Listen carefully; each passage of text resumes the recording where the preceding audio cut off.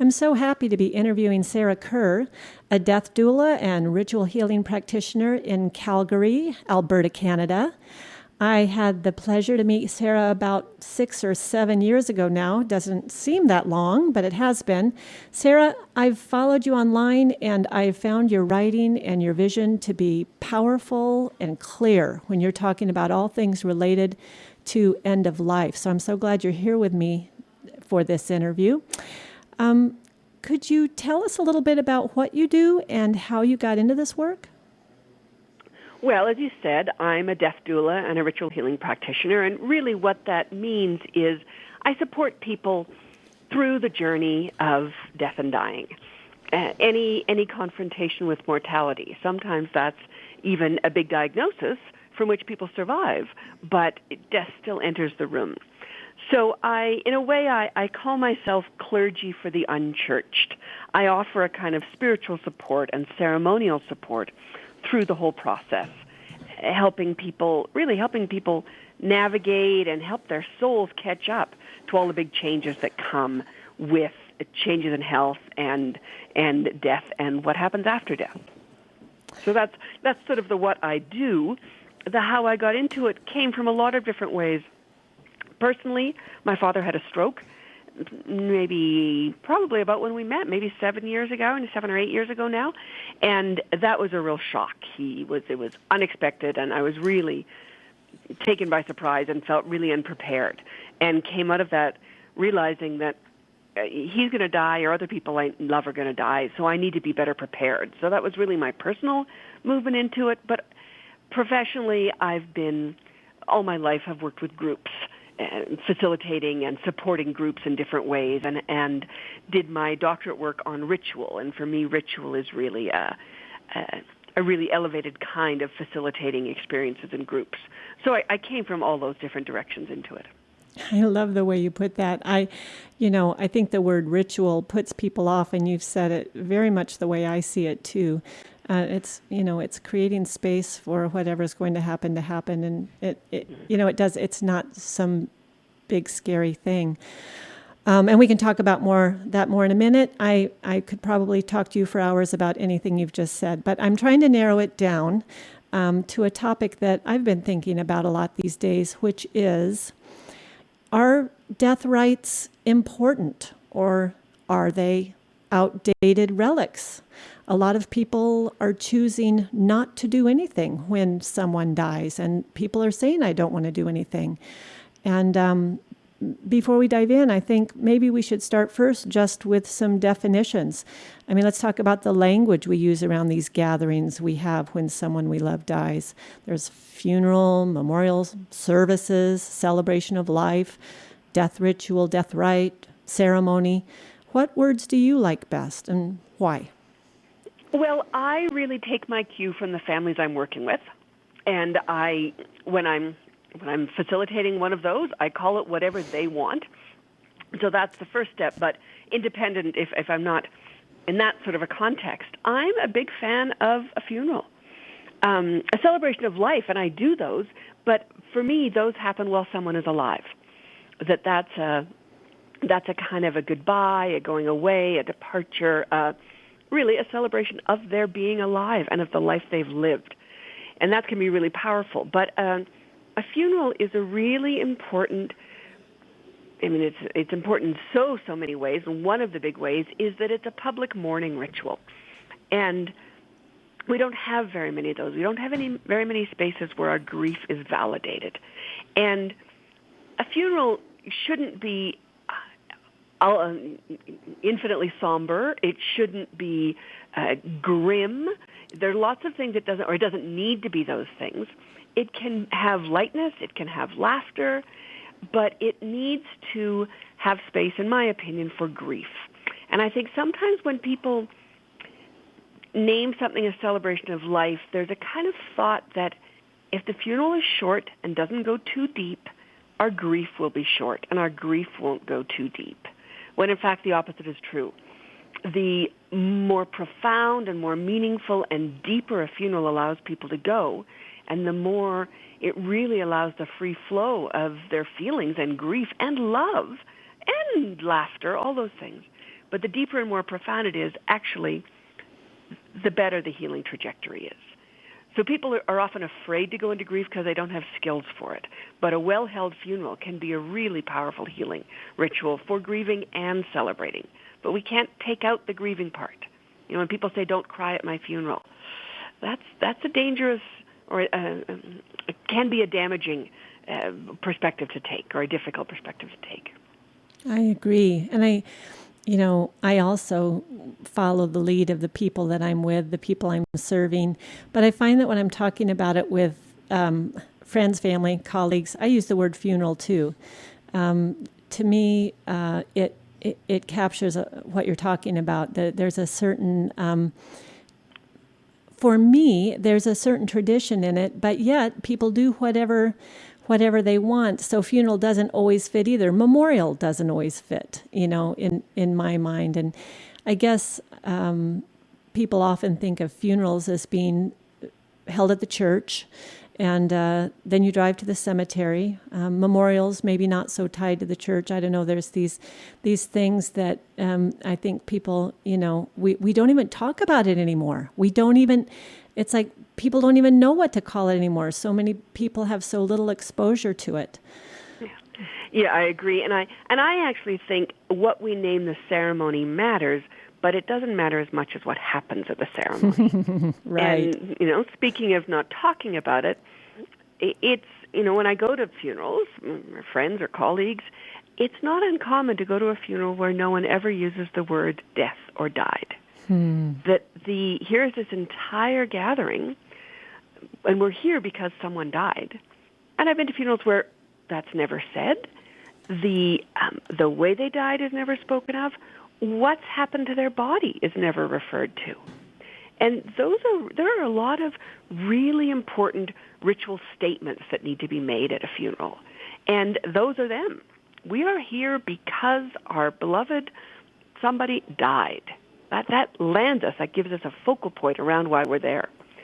And I use what I call the reception whisper test at funerals, which is when I'm officiating a funeral, if there's a question that I don't answer, and after the ritual, after the ceremony, in the reception, there's all sorts of buzz around it, then I know I've failed. So I try and answer all those questions. Sometimes they're hard questions. Was it suicide? Definitely. Where are they going to be buried? How did they die? Were they alone? All those questions. Some of them are most of them are just taboo because we don't know how to talk about death. Some of them are more complicated if the death was a complicated death. But really, we need to address those issues that really matter to us, but we're sometimes afraid to talk about. Yes. Well, I'm going to take a little break in our interview now, and when we come back, let's talk more about why these kind of gatherings are important. You've started mentioning a few things, and I want to know more. So we'll be back in just a moment.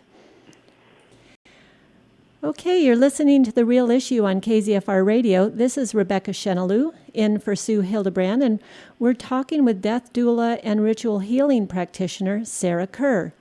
So Sarah, tell us a little bit more about why you think funerals, death rites by any name, are important for the living. Well, they're important for the living and for the dead. Ritually speaking, in cultures all around the world forever probably, one of the role of funerals has been to get the person who's died where they need to go. So that's a whole other rabbit hole to go down, but I think it's worth naming as part of this process, that they are of healing for the dead. Let's explore that. I mean, I'm very curious because I just went to a conference where they talked about this quite a bit, and I think that is a conversation that, let's have that in a minute, because I know that it's something that many of the people I work with don't even consider. So I'm very curious about your take on that. But what I often hear is, well, do whatever you want. Memorial, the funeral's for the living. And it certainly is of enormous value for the living. And, when I think about death rites, a funeral is one of them. When I work with families, we do 3, 4, sometimes 5 ceremonies between, say, maybe the last day or 2 days of someone's life and a funeral a week or 10 days later. So a whole trajectory of ceremonies. is actually, in my experience, what's really healing. And if it has been a sudden death, that's even more important, because at the beginning people are really just numb. And so you need a ceremony then just to start the process. But 2 or 3 more ceremonies over the next year is probably useful for that. And I think they're important for the living because ceremonies are how our souls catch up. Our souls operate in image and gesture and symbol, poetry, music, art, feeling. That's how our souls find their way in the world. We don't, our souls aren't soothed by machines and spreadsheets and efficiency. They're soothed by these more heart-based approaches. And when somebody dies, there's a lot of adjusting to do, even if you've expected it and known it was coming. There's so many huge transitions we go through. And we become someone new. It's a real rite of passage. And one of the roles for these ceremonies is, as in traditional cultures, the rites of passage were rites. They were rituals that supported us through these huge transitions. So a funeral, to pick one of those rituals, is an important ritual because it ends a certain period of intense grieving in relation to the death. It says, okay, it's been a week, it's been 10 days. We end this aspect, and it's also really critical for beginning the next aspect of the grieving. It sets a formal community tone for how this death will be held, who this person is, and who the survivor, those who keep living, are in relation to that. So it establishes all sorts of energetic patterns in the field that can contribute to healing if they're supported. Yes. Very different description you've just given than the usual, let's get it over with. It won't last more than an hour, will it? That sort of very limited time frame, very small little, I'm not over it yet. It's been, 3 weeks and I still feel wiped out, or 3 months, very different time frames you're talking about there. Yeah. And I think that this, can it be short and we won't make you stay very long? I think that's sort of a distorted response because people have been to bad funerals that aren't meaningful or that feel kind of coercive along a particular spiritual path that's not yours. Lots of ways funerals can feel unsatisfying and frustrating. But the alternative to a bad funeral is not no funeral. The alternative to a bad funeral is a good funeral. That's and people excellent. forget that that's actually a possibility because we don't have that as a role, a model. I agree. I've had people come up to me after services and say, I feel better. And he said, I'm thinking of one guy in particular, I've almost stopped going to funerals because so often I feel worse when I walk out than when I walked in. Yeah. So with that in mind, why don't you tell me, many people are giving up the constraints of tradition when it comes to these kinds of gatherings, and we're doing it ourselves. And when someone's doing their own style service, what elements do you think are most important for us to keep in mind? Well, I think it's first important to talk about who we are when we're doing it ourselves. And that I'm a big fan, for families for whom that's a good fit, of bringing the funeral and the ritual and the death and the dying and the body care, whatever's worked for that family, home, in away from formal institutions and into the family and the community. So we can do it ourselves as communities and as networks of just regular people. We don't need to hand that over to professionals or institutions. But it's very difficult for a grieving family to do a funeral themselves.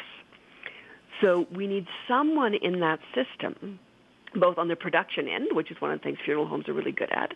On the production end, that's one part that we shouldn't be asking family members to do. Napkins and guest books, that kind of stuff. But also on the container holding and the officiating side. A grieving family member or close friend goes into a funeral in need of a transformative experience. A ritual is a pragmatic action that brings healing, that changes people. And you can't go in and be transformed if you are simultaneously holding the container and managing the process. So we need to do these things for each other. We need leadership, and it doesn't need to be far outside our community, but it just needs to not be led by the family and the people who are grieving the most deeply. So I guess that would be my first thing, is that doing it yourself, we need to expand that, so we say we let our friends and family and colleagues and community members help us, because the family can't do both parts. Very, very important. And I'm going to take a moment here, Sarah. Since Sarah and I both believe in the power of community, I couldn't agree with you more. I mean, it's too much for one person to carry. It's too much, and it's so fulfilling when everyone's involved. And with that thought of community in mind, I'm going to take a break. And we're going to talk about this community radio station, and we'll be back in very, very shortly. You're listening to The Real Issue on KZFR Radio, and this is Rebecca Senoglu in for Sue Hildebrand, and we're talking with death doula and ritual healing practitioner Sarah Kerr. Sarah, you were saying earlier, we talked about why the memorial, funeral, whatever the family chooses to call it, is important for the living, but you also began to touch on why it's important for the dead. Would you like to tell us a little bit more about that? Yes, and this is something that's really near and dear to my heart, because I think in a society that has really separated, for good reason, science and spirituality, there are lots of good reasons to do that. We've, in that process, though, lost an understanding of the sacred as a real phenomena in the world, and aspects of ourselves which are beyond our physical, which are beyond the quantifiable, tangible aspects of us, and that would be soul or spirit. You could call it whatever you want. And it's understood around the world and through history that when we die, we separate. Parts of us, the part of us that's not our body leaves, and the part of us that is our body stays. And I qualify this, that there are different perspectives on this, so I speak from my own perspective, but I feel like it's held in a lot of different ways. So this approach, my perspective, and how I work with people, we understand that there's some aspect of us that continues after we die, that our last breath is not necessarily, it's just one more stage. It's the end of the body, and the spirit slips out. And many cultures and traditions understand that it can be maybe 2 or 3 days sometimes before that spirit begins the journey. In my mind, it's a river, across the river to the village of the ancestors. And that there's a way that dying and being successfully dead are not exactly the same thing. And many people make that journey just naturally. It happens. But there's something supportive by offering ritual and community support to assist people to make that journey, assisting them to really leave their body and begin the journey across the river. And one of the images I've heard that I liked is that if you go to the emergency room at night alone, you'll be okay, and you'll get what you need, and you'll come home. But if you go to the emergency room at night alone with a good friend, it's probably a nicer, easier journey. And that's sort of the way I look at this, that when we do the funeral rituals, we're supporting someone so that their journey is more graceful and easier and more direct. And so that energetic process of, in a way, kind of launching the canoe from this side is a big part of what funeral rituals do. Oh, I love that metaphor of the emergency room. I'm going to use that. I wish I could remember where I read it. That's excellent. It's not mine, but it's a great one. Well, then I'm guessing you have also had those people around you who have wanted to minimize, wanted to keep it short, wanted to not do anything. And you've just listed reasons why we should, but have you had experiences of scenarios where there is no gathering, no ritual, and can you kind of explain what you think that does to us in terms of the long story of our loss and our grief? Well, people who come to me as clients tend to come because they appreciate that value, and so we tend to go more there. But certainly, just in my personal life, I've been around deaths where there's been no ritual, or where the ritual has been, I went to one that it was a cocktail party style, and no one could sit down. And it was as if they didn't want people to settle down or be able to relax too much and actually feel, because we all have to stand up the whole time. And I really have a lot of compassion, because people are doing their best, and we don't have skills, and we don't have training, and we don't have experience with how to deal with really strong emotions. Yeah. And a funeral needs to have a really strong container, strong enough to contain the grief. And if we don't know we can do that, then the natural thing is to think, well, we just won't make a space where that's invited. Or what about those situations where there's so much hurt and there's so much bad things have happened?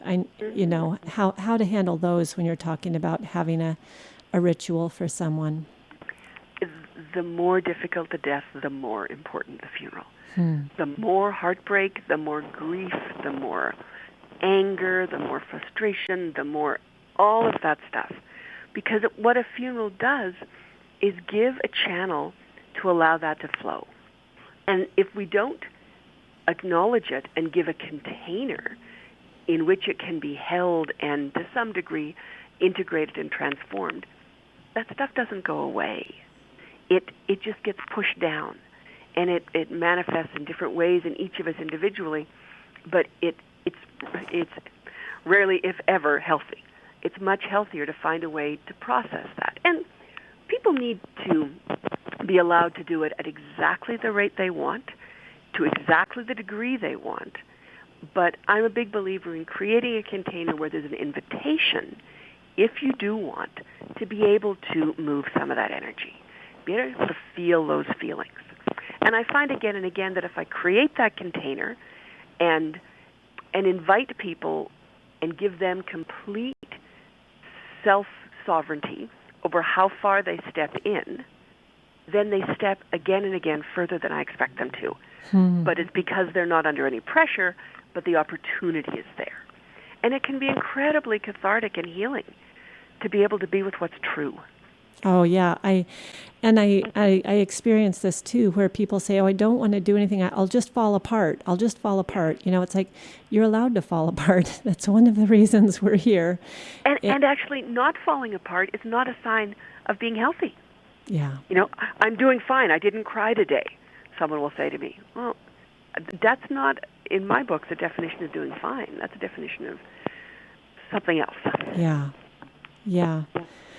Yeah, I talking about grief and grieving and how to process that, the ritual, like you said, is the first step, and it doesn't stop with the funeral. There's so many different rituals we've lost along the ways, cultures that have things at 40 days and at 1 year, and I'm sure you've had this too, people who show up 2 years, 5 years after a death and say, I've just realized I need to do something about this. I'm stuck. I'm not moving on. 50. I've done them 50. Yeah. Yeah. For funerals that went, in this case, it was a woman whose mother and sister died in childbirth when she was 3 years old. And 50 years later, the right ritual had never been done for them. And in this case, the baby was a little bit stuck on the side of the river. And we had to find her and invite her back into the process and help her across. Yeah. And it's such a mystery, everybody looks at it a little differently. Different cultures look at it a different way, but I like some of the things that you've presented in the way of, create that container, step into it as much as you are able. You may be surprised, you'll find that you step into it more. And I think, people who are doing this work experience over and over again the powerful, poignant richness that often comes out of it when people are willing to do that. Yeah. And it's not, for me, I differentiate between creating the container for yourself and having someone else create the container for you. Or your community, yes. Yeah. Your community creates a container for you, and says, this is okay. Your feelings are not too much for us. Yeah. You can be what's true for you, and we're okay with that. Sarah, I've so appreciated this time chatting with you. I wish I could just beam myself up to Calgary and hang out. Oh, that would be fun. I know it would be. Are there any other thoughts you'd like to share before we go? And before we go, can you tell us how people can find you online or by email? I just get something out of your stuff every time it lands in my email box. So how do people do that? Great. I forget how I got on your list. I have a website, which is soulpassages.ca, SOUL, and passages is plural, .ca. It's pretty easy to find your way around. When you get there, lots of opportunities to sign up for my mailing list. And I send a short message out probably once a week, just with some little thoughts and insights. And I have an online class for people who are interested in stepping more directly into this work, and it's called How to Become a Death Doula. And it really covers a whole spectrum of information about opportunities in end-of-life services. So that's also available, and I'm slowly working towards putting together a more extensive training program for really this soul-focused approach to death and dying, and how the rituals help our souls navigate the transitions. Well, it all sounds very, very good, and I am very grateful for you being on my my show that I'm getting to produce for Sue today. Thanks for your time, and thanks for all you're doing. Thanks for the community you're creating up there. Thanks for your stories, and I just really appreciate it, Sarah. Well, you're welcome. Thank you for inviting me, and I'm so glad that you're making this opportunity to get some of this information out there.